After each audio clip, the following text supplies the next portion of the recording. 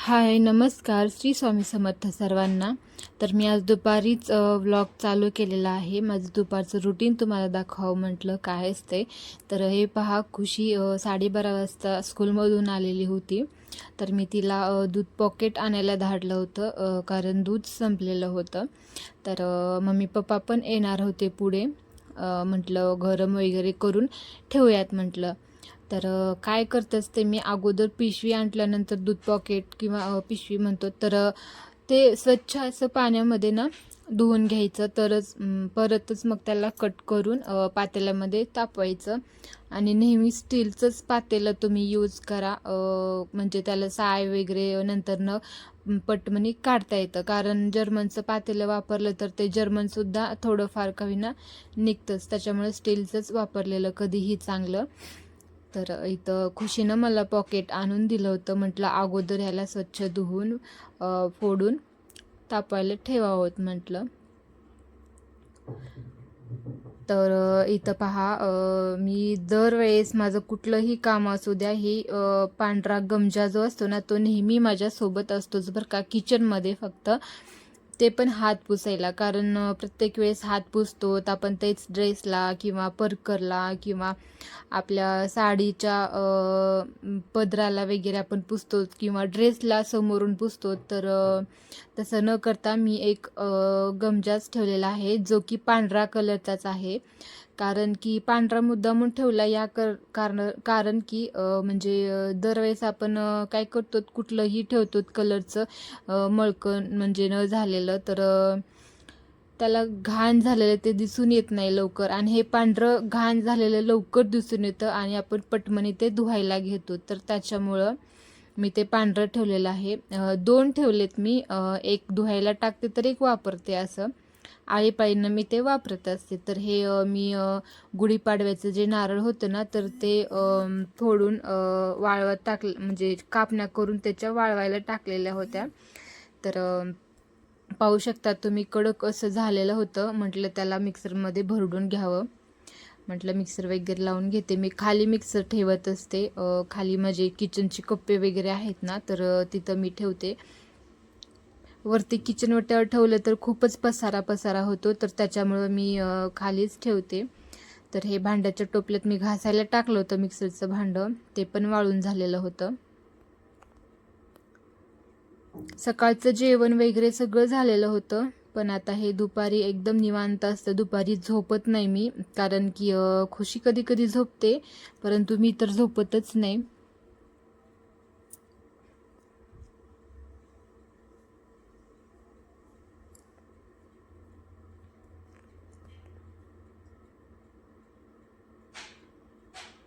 आणि हे जे मिक्सरचं भांडं आहे ना, मी जेव्हा केव्हा असं चालू करते ना, तर खुशी जोरात चिरकत असते. कारण की त्यानं काय बोलली, काय चिरकली, काय म्हटली ते त्या मिक्सरच्या आवाजामध्ये मला येतच नाही आवाज. तर त्याच्यामुळं ती कधीही मी मिक्सर लावले ना, तर ती बॅकग्राऊंडला असं जोरात चिरकते ना, की तेच बघत होते मी तिचं ते पाहत. एकदम बघितली मला वाकून आणि जोरात अशी चिरकली.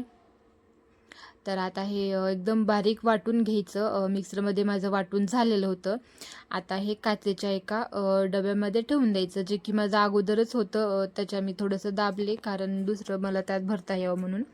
तर हे खोबऱ्याची खीस ना आपल्याला बटाट्याच्या भाजीला, गवारीच्या भाजीला किंवा येळवण्याची आपण आमटी कट करतो ना, पुरणाची कट आमटी, तर तिला येतं. किंवा ह्याचं सेपरेटसुद्धा आमटी केली जाते खोबऱ्याचीच, फक्त टोमॅटो टाकून.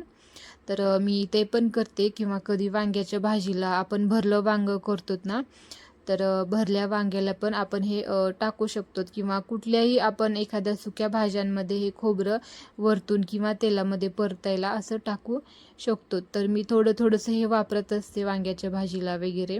तर चवदार होतात भाज्या, खूप छान लागतात. तर हे काचेच्याच डब्यामध्ये भरून ठेवायचं. स्टीलच्या पण चालतं, प्लास्टिकच्या वगैरे भरलं तर ते कुबट असा वास येतो. मग त्याला आपल्याला फ्रीजमध्ये ठेवावं लागतं, हे ते म्हणून मी. आणि फ्रीजमध्ये ठेवलेलं पण जास्ती खायचं नाही, म्हणून मग मी काय करते, काचेच्याच डब्यामध्ये असं ठेवून देते, कारण त्याचा वास पण येत नाही आणि असं चिपचिप पण असं होत नाही ते, म्हणून. तर हे यांना गिफ्टमध्ये ॲक्सिस बँकेतर्फे यांना गिफ्टमध्ये बोनस म्हणून हे भेटलं होतं त्यांना.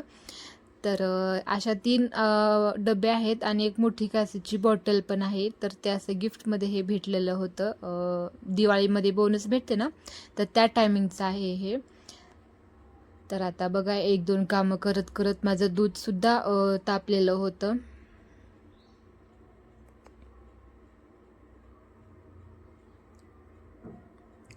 थोडंसं खुशी आल्यानंतर मग लगेच तिनं पहा तिच्याच हाताने आज जेवायला वाढून घेतली होती. मग आज मीच वाढून घेते म्हटली. तर इथं मी काय करत होते, माझं सगळं काम झालेलं होतं. तर दुपार माझी अशी एकदम निवांत शांत जात असते. तर मी काय करते इथं, तुम्ही पाहू शकता बॅकग्राऊंडला किती चिमण्याचा वगैरे आवाज येत आहे. तर मी तर चिमण्यांना थोडंसं चपाती वगैरे तोडून ठेवत होते. पाणी आणि चपाती मी ठेवून देते.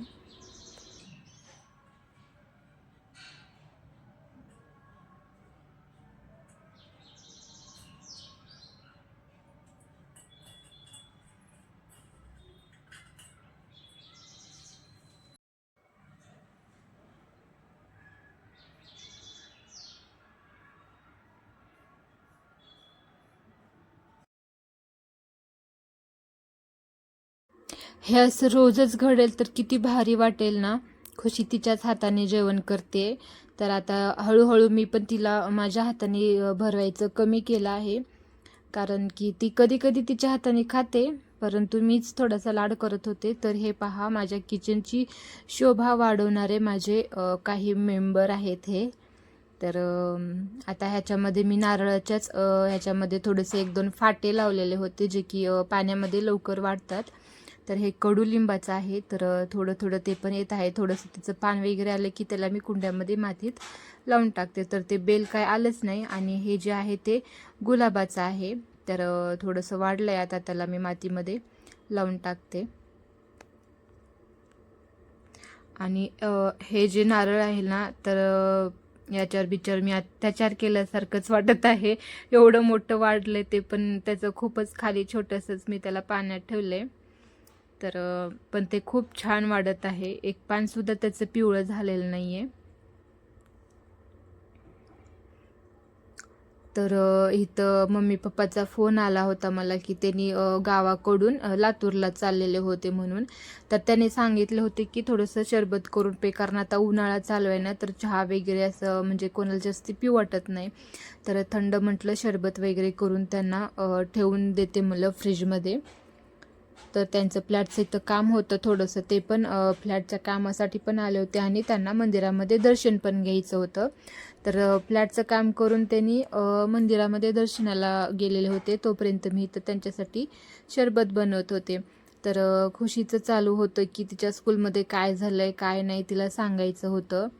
तर पाढे वगैरे पाठ करायला सांगितलेत मम्मा, असं तसं इंग्लिशचे शब्द सांगितलेत पाठ करायला. हेच तिचं असं रोजचं सांगणं चालूच असतं माझ्या मागे. तर आज हे झालं, आज माझी ही फ्रेंड आली नाही, आज ही फ्रेंड मला अशी बोलली, आज आम्ही दोघी खेळलो. इतकं भारी तिचं रोजचं काय ना काय सांगणं असतंच म्हणजे स्कूलमधून.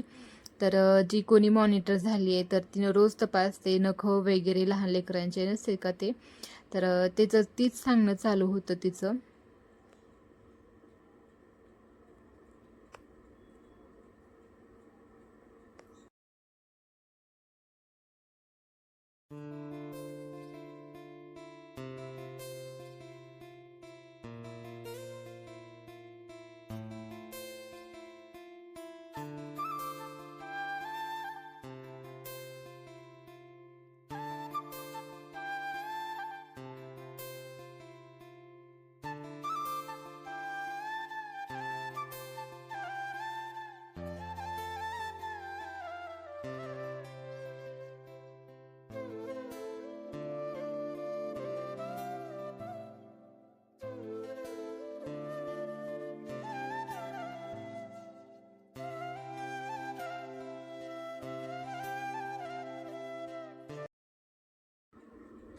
तर मी काय करते ना, असं ग्लास किंवा तांब्या वगैरे असं खालीवर पाणी करण्यापेक्षा ना एक जग घेते.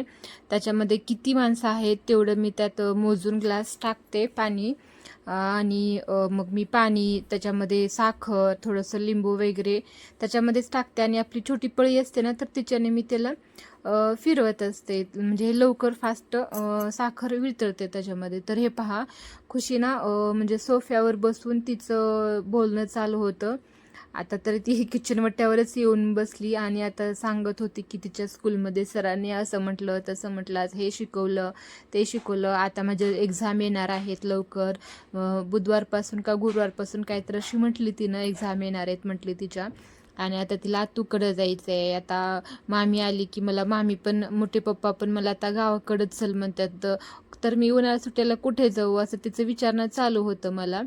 तर माझ्या पप्पांना तिनं मोठे पप्पा असं म्हणती, कारण मोठे पप्पांना ना माझ्या पप्पांना म्हणजे माझे चुलत भाऊ वगैरे अगोदरपासून सगळ्यात मोठे माझेच पप्पा आहेत घरामध्ये. तर त्याच्यामुळे त्यांना मोठे पप्पाच असं म्हटलेलं जातं. तर त्यांना तात्या पण म्हणतात पप्पांना. तर मी खुशीला पण तेच सवय लावली आहे की तर तू पण मोठे पप्पाच म्हण माझ्या पप्पांना. तर तेव्हापासून ती मोठे पप्पाच म्हणती. तर इथं फायनली माझे मम्मी, पप्पा, भैया, वहिनी आल्या होत्या. परत भैयाचा मुलगा आहे एक, अधिराज, जे की मी त्याला चिकू असं म्हणते. तर ते सगळे आले होते. त्यांचं दर्शन वगैरे झालेलं होतं मंदिरामध्ये. मम्मी आणि पप्पांचं लवकर झालं दर्शन, बिना रांगेत डायरेक्ट त्या दोघांचं दर्शन झालं. कारण की पप्पा अगोदर मंदिरामध्ये पण जॉबला होते आणि पप्पा मिलिटरीमध्ये असल्यामुळे ना, तर त्यांना कार्ड वगैरे दाखवलं कसं डायरेक्ट पप्पांचं दर्शन होतं, मम्मीचं आणि पप्पांचं. तर हे पहा, पप्पा मिलिटरीमध्ये होते. तर इथं असं असतंय मिलिटरी लोकांचं.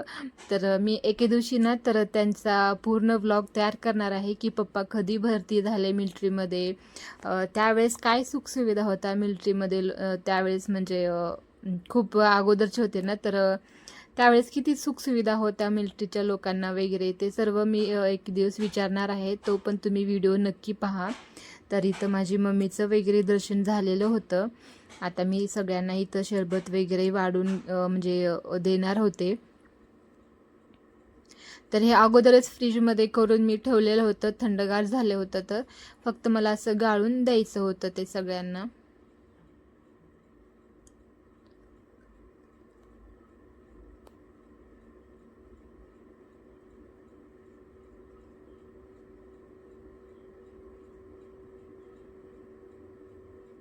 आम्ही खूप लहान लहान होतो त्यावेळेस पप्पा मिलिटरीमधून सुट्ट्यांना यायचे.